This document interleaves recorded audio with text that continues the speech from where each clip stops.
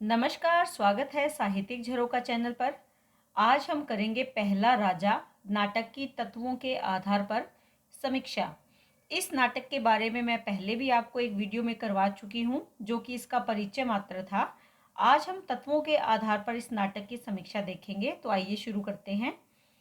देखिए, सबसे पहले हम इसकी परिभाषाएं देखते हैं, क्योंकि विद्वानों की जो परिभाषाएं हैं वो नाटक के कथानक को स्पष्ट करने में महत्वपूर्ण भूमिका निभाती हैं। तो यहाँ पर डॉक्टर बच्चन सिंह क्या कहते हैं? ये कहते हैं कि इस नाटक में जवाहरलाल नेहरू लक्षणावृत्ति से स्वतंत्र भारत के पहले राजा कहे जा सकते हैं। इस नाटक में जो नायक है वो है पृथु, और पृथु किसके रूप में लिए गए हैं? जवाहरलाल नेहरू के रूप में। यानी इन जवाहरलाल जो हमारा नायक है उसमें किसके लक्षण है? जवाहरलाल नेहरू के लक्षण है, और ये स्वतंत्र भारत के पहले राजा भी कहे जा सकते हैं। पृथु की जो घटना है ये भी पहले राजा के रूप में है, और जवाहरलाल नेहरू क्योंकि स्वतंत्र भारत के पहले राजा हैं, और दोनों के ही जो लक्षण हैं राजाओं के वो एक समान यहाँ पर दिखाने का प्रयास किया गया है। यानी पृथु के माध्यम से जवाहरलाल नेहरू के युग की समस्याओं को उठाया गया है। उसके बाद इंद्रनाथ मदान जी क्या कहते हैं कि नेहरू युग की आधुनिकता का पहला दौर उजागर होने लगा है। यानी नेहरू युग आ गया है, नेहरू प्रधानमंत्री हैं देश के, राजा हैं देश के, और आधुनिक काल का समय है। इसमें जो पहला दौर है यानी विकास का जो पहला क्रम है या घटनाओं का जो पहला दौर है वो अब स्पष्ट होने लगा है।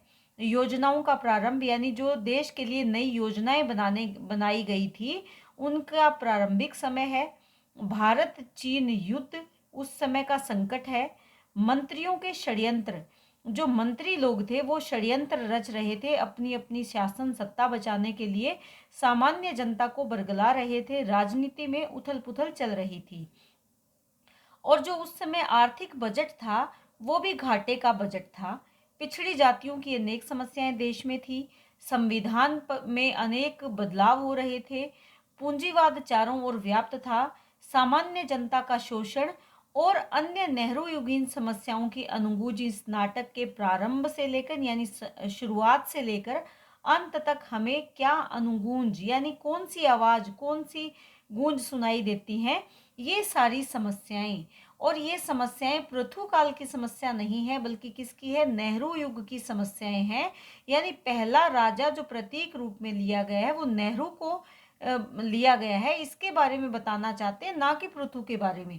पृथु केवल एक पौराणिक पात्र है, और इनके माध्यम से तत्कालीन जो ये सारी समस्याएं हैं इनको स्पष्ट करना ही नाटककार का मुख्य उद्देश्य है। तो यहाँ पर जो समस्याएं हैं यही नाटक की मुख्य समस्याएं हैं। जब हम नाटक का उद्देश्य लिखते हैं तो उसमें पूछा जाता है कि नाटक का मुख्य उद्देश्य क्या है, नाटककार का ये नाटक की रचना करने के पीछे मूल उद्देश्य क्या है? तो वो क्या है? इन सभी समस्याओं को उजागर करना जो हमारे देश में व्याप्त समस्याएं हैं, और इनके समाधान ढूंढने के लिए जनता को प्रेरित करना, यही नाटककार का मुख्य उद्देश्य भी है। तो ये दोनों ही परिभाषाएं ये स्पष्ट करती है कि इस नाटक की रचना के पीछे मूल उद्देश्य क्या रहा नाटककार का। आइए अब तत्वों के आधार पर देखते हैं। देखिए, नाटक के जो तत्व निर्धारित किए गए हैं वो ये प्रमुख तत्व हैं। इन्हीं के आधार पर किसी भी नाटक की समीक्षा की जाती है। सबसे पहले अगर बात करें कथा वस्तु की, कथा वस्तु में यहाँ पर कथा किसकी है? पृथु की कथा है। पृथु कौन है? पौराणिक पात्र है। और ऐसे क्योंकि ये प्रयोगधर्मी नाटक है, इसमें प्रयोग किए गए हैं, तो इसमें जो पृथु की विशेषताएं हैं या पृथु के काल के जो समस्याएं हैं वो किससे मिलती है? नेहरू युग की समस्याओं से मिलती है। पृथु की कथा पर आधुनिकता का प्रक्षेपण इतना ज़्यादा गहरा है कि पृथु कथा अतीत का पृथु मालूम नहीं पड़ता। यानी जब हम पृथु की कथा को पढ़ते हैं तो उस पर आधुनिकता इतनी प्रभावशाली है कि जब हम देखते हैं तो ऐसे लगता है कि ये पौराणिक काल का पात्र नहीं बल्कि किसी आधुनिक काल के या आधुनिक समय के व्यक्ति पर ही ये सारा जो नाट्य या घटनाक्रम है वो दिखाया गया है। और वो आधुनिक काल का व्यक्ति कौन है? जवाहरलाल नेहरू है। यहाँ पर जो पृथु है वो कुतूहल देश से चलकर ब्रह्मवत पहुंचता है, और उसके साथ साथ उसका अनार्य मित्र कश्यप भी है। अब यहाँ पर आपको ये जान लेना ज़रूरी है कि पृथु कौन है और पृथु का आगमन यहाँ पर कैसे हुआ है। जो पृथु की घटना है ये उन दिनों की घटना है जब आर्यों को भारत में आए बहुत ज़्यादा दिन नहीं हुए थे। आर्यों से पहले यहाँ पर कौन सी सभ्यता थी? हड़प्पा सभ्यता के जो आदि निवासी थे उन निवासियों से उनका संघर्ष चल रहा था। यानी आर्यों से पहले जो यहाँ पर सभ्यता थी वो कौन सी थी? हड़प्पा सभ्यता है, जिनसे कि आर्यों का संघर्ष चल रहा था। ऐसा माना जाता है कि उन दिनों कोई राजा नहीं हुआ करते थे। जब वेन जैसे उद्दंड व्यक्ति के शव मंथन से, यानी किससे? वेन। वेन कौन है? एक उद्दंड व्यक्ति है, एक जो अपने आप में ये कहे कि सत्ता स्थापित करना चाहता है या एक क्रूर प्रवृत्ति का व्यक्ति है वेन। इसके व्यक्तित्व से इसके शव को जब मथा गया तो क्या उत्पन्न हुआ? मंथन से पृथु जैसा तेजस्वी पुरुष उत्पन्न हुआ। वेन यहाँ पर अगर हम देखें तो वेन राजा अंग के पुत्र हैं। वेन किसके पुत्र हैं ये भी आपको जान लेना जरूरी है। वेन राजा अंग के पुत्र हैं। इनकी माता कौन है? इनकी माता है सुनीता। इन दोनों से वेन उत्पन्न हुए और वेन दुष्ट व्यक्ति था। इसकी मृत्यु के पश्चात क्योंकि जो माता सुनीता थी वो बड़ी ही व्यथित हुई। कारण क्या था? क्योंकि राज्य को संभालने वाला या इनके वंश को चलाने वाला कोई भी नहीं था। तो सुनीता के आग्रह पर जो उस समय ऋषि मुनि हुए उन्होंने वेन के शव को सुरक्षित रखा और आगे चलकर इसके शव का मंथन किया गया, ऐसा पौराणिक कथाओं में दिया गया है। इसमें वास्तविकता इतनी नजर नहीं आती, लेकिन जो हमारी पौराणिक कथाएं हैं वो कुछ इसी प्रकार से है। शव मंथन से दो उत्पन्न हुए, दो व्यक्ति उत्पन्न हुए। एक तो पृथु उत्पन्न हुआ और दूसरा उत्पन्न कौन हुआ? वो हुआ उद्दंड व्यक्ति जिसका नाम निषाद दिया गया है। कई जगह पर इसका जो नाम है वो कवश भी मिलता है। कवश ये एक उद्दंड व्यक्ति है, जबकि पृथु यहाँ पर हम निषाद मानकर चलते हैं। जो पृथु है ये हरि के अवतार माने गए हैं, यानी हरि ईश्वर प्रभु के अवतार माने गए हैं। और बाद में इनका विवाह किससे हुआ? हरि या पृथु का विवाह किससे हुआ? अर्ची से हुआ। अर्ची इस नाटक में इनकी पत्नी है, जो कि लक्ष्मी का अवतार मानी गई है। हरि यानी विष्णु के अवतार कौन है? पृथु। और अर्ची कौन है? लक्ष्मी की अवतार मानी गई है।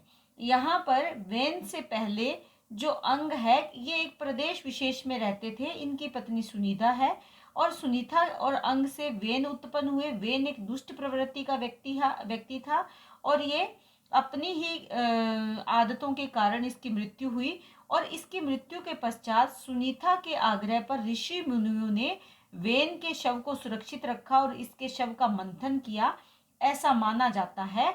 और उसमें क्या हुआ? ऐसे माना जाता है कि जब वेन की भुजा का मंथन किया गया तो पृथु उत्पन्न हुए और जब जांग का मंथन किया गया तो निषाद उत्पन्न हुए। जांग का मंथन किया गया तो निषाद उत्पन्न हुए। ऐसे माना जाता है कि जो निषाद है इन्होंने वेन के सारे पापों को ग्रहण कर लिया और जो सद्गुण थे वो सारे पृथु में समाहित हो गए। और उसके पश्चात ऋषि मुनियों ने, क्योंकि उससे पहले ऋषि मुनियों का राज माना गया है और ऋषि मुनियों द्वारा पृथु को पहला राजा घोषित किया गया। राजा यानी जो लोक और प्रजा का अनुरंजन करे, यानी प्रजा की देखभाल करे। पृथु ने अपनी पात्रता सिद्ध की, अर्थात उसके हाथ धरती को समतल बनाकर उसे दोहने वाले सिद्ध हुए। पृथु ने उपजाऊ धरती की महत्वता को पहचाना और उस धरती को समतल किया ताकि वहां पर अन्न धन को लगाया जा सके। लेकिन ऐसा माना जाता है कि बहुत सालों तक वहां पर जो धरती है वो उपजाऊ नहीं थी, बारिश नहीं आती थी, अन्न धन धरती से उत्पन्न नहीं होता था, यानी धरती रूठ गई। इसके पीछे भी एक पौराणिक कथा है कि धरती ने क्रोधवश होकर अपनी सारी जो उसमें उत्पन्न करने की शक्ति थी, धन धान्य उत्पन्न करने की शक्ति थी, वो अपने अंदर छुपो ली थी। और पृथु ने क्रोधित होकर जब धरती पर अपना बाण चलाने की कोशिश की या पृथ्वी को ललकारा तो पृथ्वी स्त्री के रूप में प्रकट हुई और यज्ञ के लिए कहा। यानी पृथ्वी ने किससे यज्ञ के लिए कहा? पृथु से यज्ञ के लिए कहा कि अगर धरती को उपजाऊ बनाना है तो यज्ञ का सहारा ले, और जब यज्ञ होगा धरा पर तो जो यहाँ पर कलुषित जो प्रवृत्तियां हैं या जो कलुषित वहाँ पर वातावरण हो रहा है वो स्वच्छ हो जाएगा और धरती अन्न धन उत्पन्न करना प्रारंभ कर देगी। तो ये इसका एक घटनाक्रम है। इस नाटक में जो कथानक है वो इसी पर आधारित है। अब बात करते हैं पात्र योजना की। देखिए, पात्र कैसे हों। नाटक के कथानक को स्पष्ट करने के लिए पात्रों की संख्या सीमित रखी जाती है, क्योंकि बहुत ज़्यादा जो पात्र होंगे वो नाटक को ठीक तरह से मंच पर नाटक को मंचित नहीं किया जा सकेगा। तो इसलिए पात्र की योजना करते समय ये विशेष ध्यान दिया जाता है कि पात्रों की संख्या सीमित हो। और यहाँ पर पहला राजा नाटक में भी इस बात का पूरा ध्यान रखा है माथुर जी ने कि पात्रों की सीमित संख्या रखी है। और ये पात्र कैसे हैं? ये पात्र पौराणिक है। पौराणिक पात्रों को अपने नाटक में स्थान दिया है। नाटकों के पात्रों के बारे में पहले वैसे मैं बता चुकी हूँ, लेकिन फिर भी थोड़ा बता देती हूँ। यहाँ पर पृथु है, सुनीता है, सुनीता, शुक्राचार्य हैं, शुक्राचार्य, गर्ग, अत्रि, कवश, उर्वी, कवश या निषाद, उर्वी और अर्चना, ये यहाँ पर प्रमुख पात्र हैं। पृथु जो है नायक के रूप में है। ये सत्ता, कर्म, काम के मनोवैज्ञानिक आधार पर आधुनिक जीवन की जो संकट है वो इनके माध्यम से दिखाया गया है। किसके माध्यम से? पृथु के माध्यम से। ये स्वतंत्र निर्णय नहीं ले पाते, प्रकृति से जुड़ा हुआ पात्र है और उर्वी से प्रेम करता है, लेकिन अभिव्यक्त यहाँ पर नहीं कर पाता। पौराणिक आवरण में अगर देखें तो पौराणिक आवरण में आधुनिक मनुष्य की व्यथा और संघर्ष को प्रस्तुत किया गया है इस पात्र के माध्यम से। जीवन के अनुभवों से पीड़ित है, फिर भी निरंतर जीवन को अर्थ देने का प्रयास कौन करता है? पृथु करता है। यानी पृथु को जीवन में अनेक संकटों का सामना करना पड़ता है, विपरीत परिस्थितियों का सामना करना पड़ता है, लेकिन फिर भी ये सामान्य जो जनता है, जो लोग हैं, उनके सुख को ध्यान में रखकर संघर्ष करने वाला पात्र है। सुनीता कौन है? सुनीता वैन की माता है और पृथु की अगर उस नाते से देखें तो पृथु की दादी हैं सुनीता, जो कि वैन के शरीर को सुरक्षित रखती है और ऋषियों द्वारा उसका मंथन किया जाता है, तब पृथु की उत्पत्ति होती है और ऋषि ही यहाँ पर पृथु को पहला राजा बनाते हैं। उसके बाद शुक्राचार्य की बात करें, यहाँ पर जो शुक्राचार्य है, अत्रि है, इसके साथ साथ जो भृगु है ये महत्वपूर्ण भूमिका में है। किस लिए? जो वर्तमान समय की राजनीतिक विसंगतियां हैं वो इन पात्रों के माध्यम से दिखाई गई है। शुक्राचार्य के माध्यम से, अत्रि के माध्यम से, भृगु के माध्यम से और गर्ग के माध्यम से जो विपरीत राजनीतिक विसंगतियां हैं या राजनीति में जो भ्रष्टाचार है उसको यहाँ पर इन पात्रों के माध्यम से दिखाने का प्रयास नाटककार ने किया है। यहाँ पर जो उर्वी है ये भी विशेष भूमिका में है। ये पृथु और कवश, जो कवश है, दोनों से प्रेम करती हैं। पृथु से भी करती हैं और कवश से भी करती हैं और अंत में कवश का ही ये साथ देती हैं। उर्वी का तात्पर्य क्या है? अर्थात पृथ्वी। उर्वी अर्थात पृथ्वी, उत्पन्न करने वाली। और ये पात्र अपने नाम के अनुसार ही यथार्थ और कल्पना का मिश्रण प्रतीत होता है। ये कर्म और प्रतीक दोनों ही छोरों के बीच विहार करती है, विचरण करती है, जो उर्वी है। दोनों पुरुषों के साथ धरा को, दोनों पुरुष कौन से हैं? पृथु है और कवश है। दोनों का साथ देकर जो पृथ्वी है धरती को उपजाऊ बनाने का प्रयास करती है या उर्वरा बनाने में इन दोनों के कार्यों में सहयोग करती है। और अंत में ये कवश को अकेला जानकर इसी का साथ देने का निर्णय लेती है। यानी उर्वी किसका सहयोग करती है? कवश का ही अंत में सहयोग करती है या इसके साथ रहना स्वीकार करती है। इसके बाद बात करते हैं देश काल और वातावरण की। देखिए, देश काल और वातावरण जो नाटक है उसको यथार्थ बनाने में पूर्ण सहयोग देते हैं। यानी नाटक सजीवता जो प्राप्त करता है वो देश काल और वातावरण से ही प्राप्त कर पाता है। यहाँ पर नाटककार ने पौराणिक पात्रों का प्रयोग किया है। अपने नाटक में पौराणिक पात्रों के साथ साथ मिथकीय संदर्भों का यहाँ पर समावेश किया है। लेकिन ये किस संदर्भ में? आधुनिकता के संदर्भ में। यानी पौराणिक पात्र और मिथकीय जो संदर्भ लिए हैं उसमें आधुनिकता का समावेश करके रंगमंच पर जो समसामयिक यथार्थ है या जो समस्याएं हैं उनका विश्लेषण किया है, जिससे कि जो देशकाल और वातावरण है वो यथार्थ प्रतीत होता है। वर्तमान की समस्याओं को पौराणिक पात्रों के माध्यम से या आधुनिकता के का समावेश करके इन समस्याओं का सफल अंकन यहाँ पर किया है, चाहे वो सामाजिक विडंबना है, चाहे वो राजनीतिक षड्यंत्र है, उन सभी का तत्कालीन समय के अनुसार चित्रण यहाँ पर नाटककार ने किया है। अब देखिए संवाद योजना। संवाद यानी जो आपसी बातचीत है पात्रों की, उसे संवाद योजना कहते हैं। और किसी भी नाटक की संवाद योजना उस नाटक को सफल बनाने में महत्वपूर्ण भूमिका निभाती है।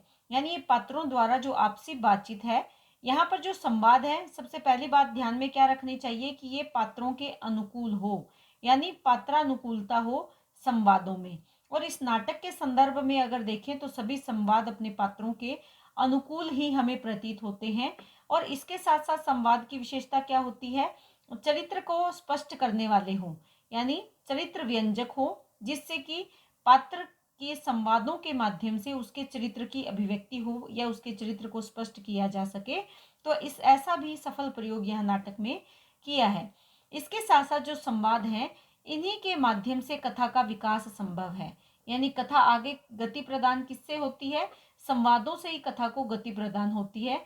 इसके साथ साथ ये ध्यान रखा गया है कि जो संवाद हैं ये सरल भी हैं और संक्षिप्त भी हैं, ताकि जो पाठक और दर्शक हैं वो इससे बोरियत अनुभव ना करे, बल्कि नाटक अपने उद्देश्य की पूर्ति करते हुए संवादों के माध्यम से सफलता की प्राप्ति करे। तो संवाद योजना में इन सभी तत्वों का ध्यान विशेष रूप से यहाँ रखा गया है।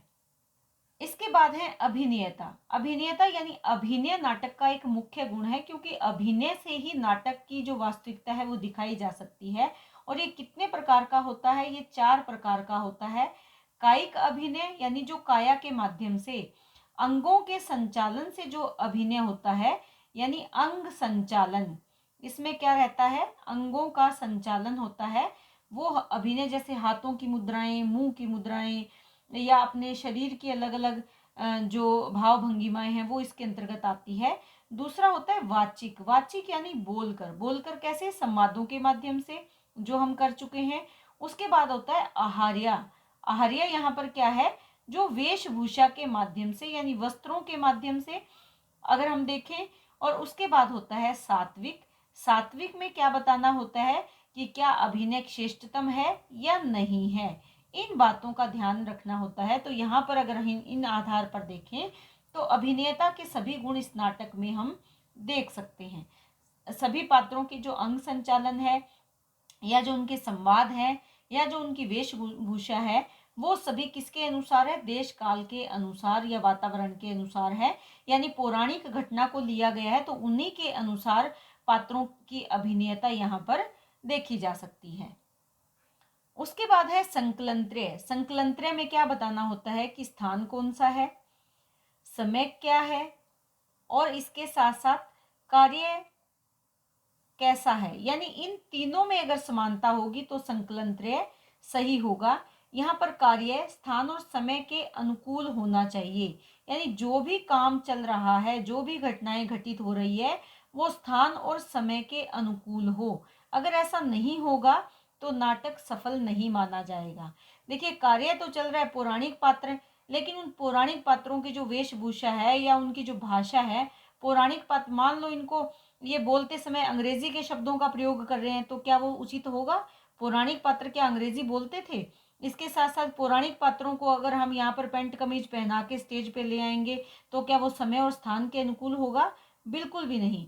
इसीलिए जो भी कार्य किया जा रहा है, यानी जिस घटनाक्रम का, जिस घटना का, जिस विशेष जो वातावरण का निर्माण किया गया है, उसमें ये ध्यान रखना है कि जो भी घटनाक्रम है वो समय और स्थान के अनुकूल हो, तभी संकलनत्रय हो सकता है। यानी सभी का तालमेल तभी संभव है जब इन सब चीजों का ध्यान रखा जाए।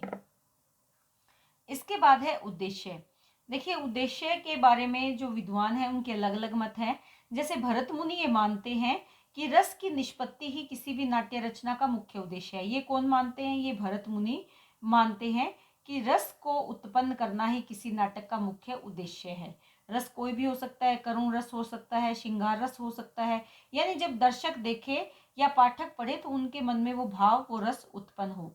इसके साथ साथ जो महिम भट्ट हैं, ये क्या मानते हैं, ये नाटक का उद्देश्य मानते हैं लोक व्यवहार की शिक्षा देना। लोक व्यवहार की शिक्षा देना नाटक का मुख्य उद्देश्य होना चाहिए।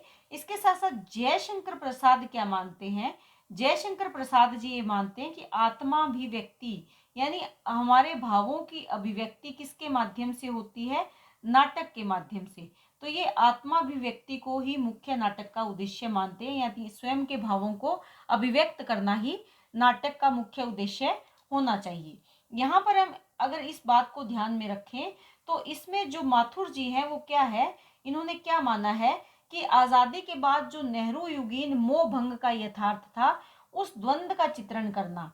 आजादी हम ले चुके थे, लेकिन जैसे हमने आकांक्षाएं की थी, इच्छाएं की थी कि आजादी के बाद हमें क्या कुछ नया भारत देखने में मिलेगा, वो नहीं मिल रहा था। इसलिए सामान्य जनता का यहाँ इस दुनिया से, समाज से, देश से, सत्ता से, शासन से मोह भंग हो रहा था, यानी मोह भंग की समस्या उठाई है माथुर जी ने अपने नाटक के उद्देश्य में, यानी मोह भंग का जो, और इसके साथ साथ जो द्वंद्व चल रहा था, यथार्थ व द्वंद्व, यानी उस समय यथार्थ की जो तत्कालीन सामाजिक परिस्थितियां थी, राजनीतिक परिस्थितियां थी, भ्रष्टाचार जो फैला हुआ था, उसमें जो मानसिक द्वंद्व मानव के हृदय में चल रहा था, उसको भी स्पष्ट करना यहाँ पर नाटककार का मुख्य उद्देश्य है। यानी तत्कालीन समय और समाज के यथार्थ को मिथक रूप में यहाँ पर अभिव्यक्त करना नाटककार का मुख्य उद्देश्य है, ये आप ध्यान में रखेंगे।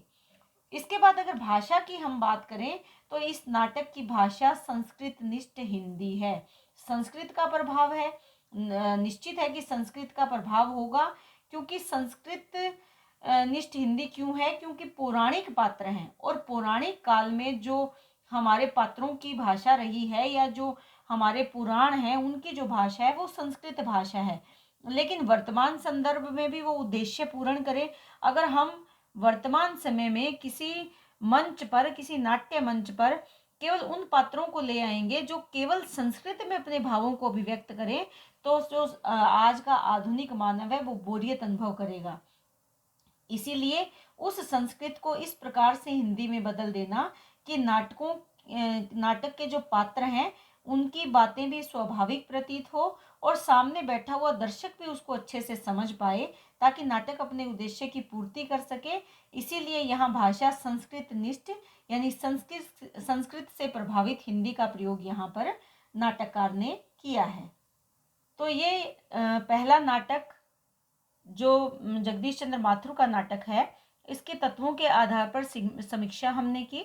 इसमें इन किसी भी पॉइंट से संबंधित कोई भी प्रश्न अगर आपसे पूछ लिया जाए तो उसमें आपको क्या करना है, पहले आप बताएंगे कि नाटक क्या है, उसके बाद आप बताएंगे कि इस नाटक की मुख्य परिभाषाएं कौन कौन सी है, किसका लिखा हुआ नाटक है, कब लिखा गया और किन किन विद्वानों ने इसको परिभाषित किया है। यानी इसके बारे में जैसे आज हमने किया था, जो परिभाषाएं हमने की, डॉक्टर बच्चन सिंह की परिभाषा की, हमने इंद्रनाथ मदान की परिभाषा की, और इससे पहले भी मैं एक वीडियो जो आपको दे चुकी हूँ उसमें भी मैंने विशेष बातें आपको बताई है। वो बातें भी आप ध्यान में रखेंगे, जो कि नाटक के प्रारंभ में देंगे, और बाद में इनमें से जो भी पॉइंट पूछ लिया जाए उस पॉइंट को उसी आधार पर विस्तार करेंगे, और अंत में आप इसमें निष्कर्ष भी ज़रूर ऐड करेंगे, निष्कर्ष ज़रूर डालेंगे, क्योंकि निष्कर्ष हमें ये बताता है कि हमारा प्रश्न पूर्ण हुआ और हम इसके बारे में पूरी तरह से जानते थे।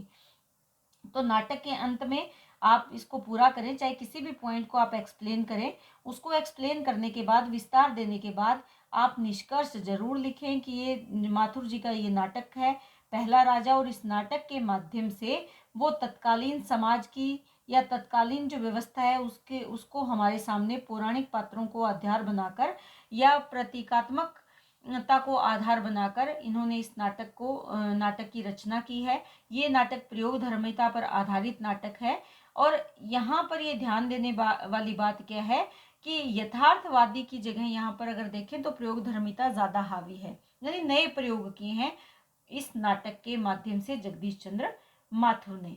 तो इस तरह से ये नाटक आपको पूरा करना है, और उम्मीद करती हूँ कि ये वीडियो आपके लिए बहुत उपयोगी सिद्ध होगा, क्योंकि कुछ बच्चे कमेंट कर रहे हैं इस नाटक से संबंधित कि उन्हें यूट्यूब पर, गूगल पर इससे जुड़े हुए जो तथ्य हैं वो नहीं मिल रहे। तो उम्मीद करती हूँ कि ये नाटक आपके लिए उपयोगी सिद्ध होगा। बहुत बहुत धन्यवाद।